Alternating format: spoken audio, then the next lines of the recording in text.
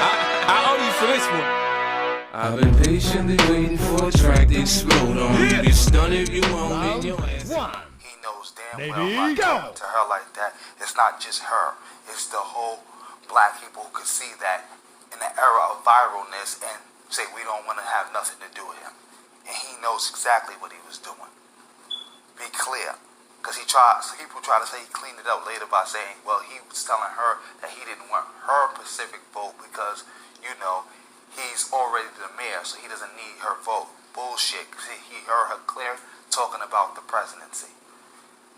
Second, again, she wasn't even talking for herself. She said black people. And he said, I don't want your vote, as in I don't want the black vote.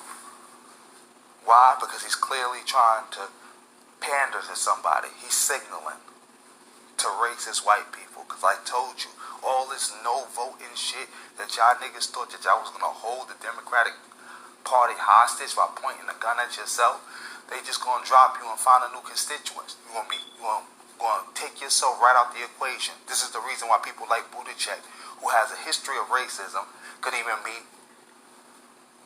think to run for the presidency on the Democratic ticket. This is the reason people like Joe Biden has made a comeback. And he's seeing how Joe Biden is being successful. Reuters has just released the results of their latest poll, and they find that support for Biden among blacks, a critical Democratic voting bloc, was cut in half, with about 2 out of 10 saying they backed President Barack Obama's former vice president, compared with 4 out of 10 in the June poll. So part of the reason why that happened is because of a number of missteps that we've seen from Biden. Down with his racism, and they did the math. They see that old black people going to vote Democrat regardless. Most black people going to just vote Democrat regardless. So all they need to do is pick up some of that extra racist white middle class vote, and then they going to be the next president. So now they're not even worried about black people no more. They don't give a fuck about offending you, nothing. We've seen what Joe Biden's been doing, and you're going to start seeing this more and more and more from more candidates. This is your fault, Tariq. This is you, all you stupid motherfuckers. I told you. I said, listen, you're gonna create an environment where it's gonna go from bad to worse. Because you're gonna have the Democrats and the Republicans fighting over who can get the most of the racist white vote, and where that's gonna leave black people.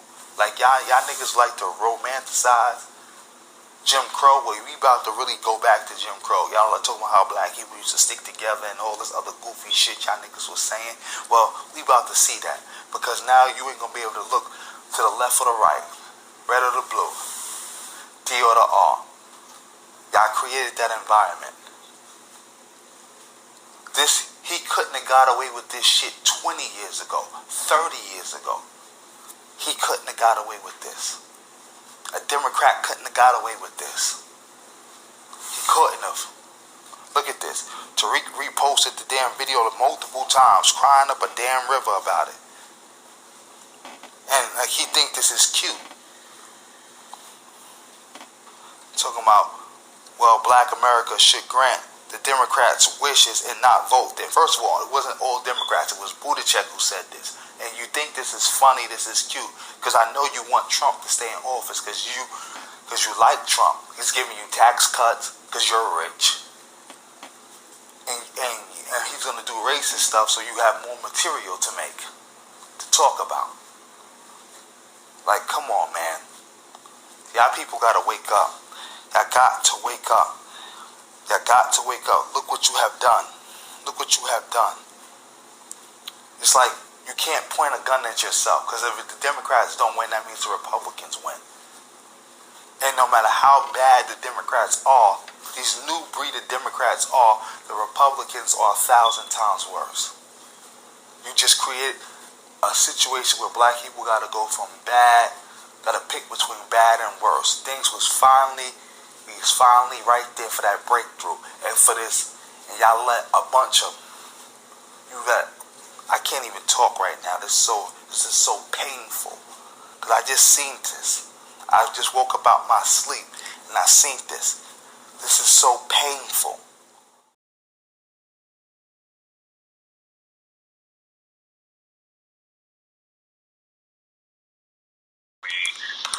took this major effort to invest in Europe, and now I'm calling on us to invest right at home in the future of Black Americans.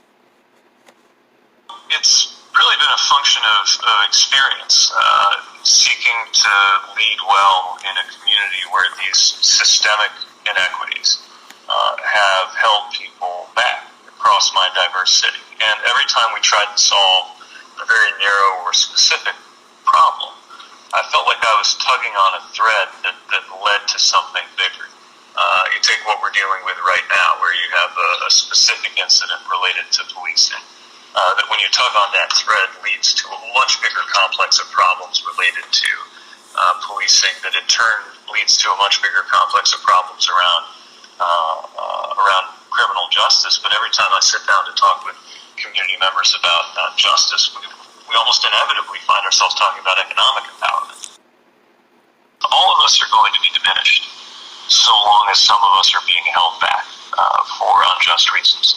And while there's no question that there's a political agenda kind of best represented by the white identity politics being practiced in the White House, that would have us think that this is a zero-sum game. The reality is that America as a whole is worse off when these inequities persist. Are people ready for it? Well, we got to get people ready for it. It's much like the conversation we're having locally with our law enforcement personnel, who are sometimes inclined to think that any conversation about systemic racism is directed at them personally. Yes. And is an assault on their intentions. When really what I'm saying is that even or especially if you have the best intentions at heart, you need to be especially aware and especially capable in managing the impacts of this kind of systemic racism, because it's the air we breathe.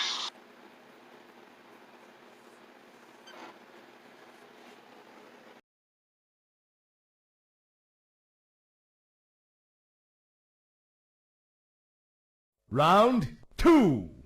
Lady, go! If ADOS decides that they're gonna do what they're gonna do, and then Trump winds up winning, does that not give political power to ADOS next go round if they want something? No, that actually Why not? that actually takes it away from them. Like it's No, how does it take it away from ADOS? If we show the Democrats that they can't win without us, does that make us more powerful or less powerful? It makes us less powerful. How does that make us less powerful? Because they're gonna go look for a new constituency. This is why Joe Biden. This is why This is why Joe Biden is leading. Because if you see, Joe Biden is not. This is why Joe Biden is leading. You know what? They're gonna go look for new constituents in immigrants. That's why we need to be against immigrants.